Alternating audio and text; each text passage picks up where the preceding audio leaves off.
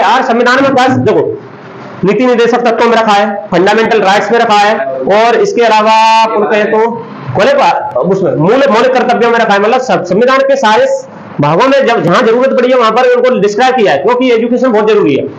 समझ में रहा है? एजुकेशन बहुत जरूरी है। मौलिक अधिकार में अगर नहीं देगा तो कोर्ट चले जाएंगे, और मौलिक कर्तव्यों में नीति निर्देशक तत्वों में अगर वो सरकार नहीं दे रही है तो पूरे उस पर क्या कर सकते, कार्रवाई नहीं कर सकते। लेकिन उस सरकार का नैतिक कर्तव्य है कि वो अपनी जनता और बच्चों को पढ़ाने का काम करिए ना। इसके अलावा ये भी कहा गया है कि भाई सरकार का तो कर्तव्य है, लेकिन इसमें पेरेंट्स है ना, अभिभावकों का भी कर्तव्य है कि वो अपने बच्चे को भेजे। समझ में रहा है? फिर मौलिक कर्तव्यों में कहा है कि भाई ये अभिभावकों का कर्तव्य है कि वो भेजे। समझ में रहा है? और फिर अगर उससे भी बात नहीं बनी, अपनी लिटरेसी रेट नहीं बढ़ी, तो फिर कानून लेके आए 2010 में, लाइन लाइन। ठीक है, तो ऊपर ये कह सकते हैं मतलब जो शिक्षा अगर किसी को नहीं मिली तो वो गरीबी है एक तरह से ना, इसमें लिखा है।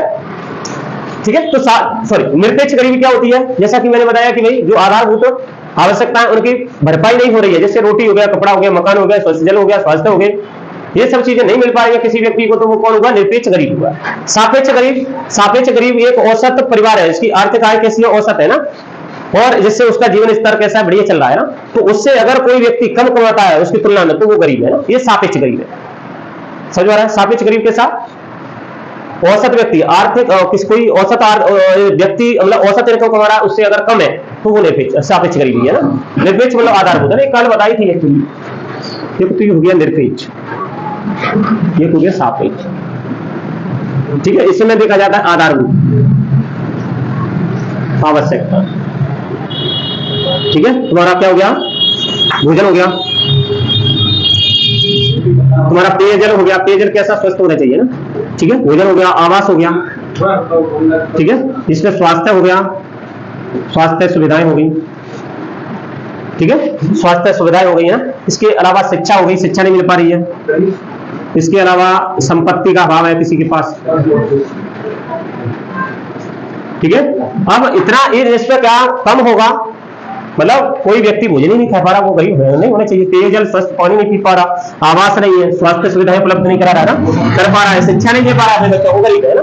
यहाँ पर जो सापेक्ष गरीब है तुलनात्मक ली है ना। तुलनात्मक मतलब समाज में औसत व्यक्ति की तुलना में ना, समाज में औसत व्यक्ति की तुलना में।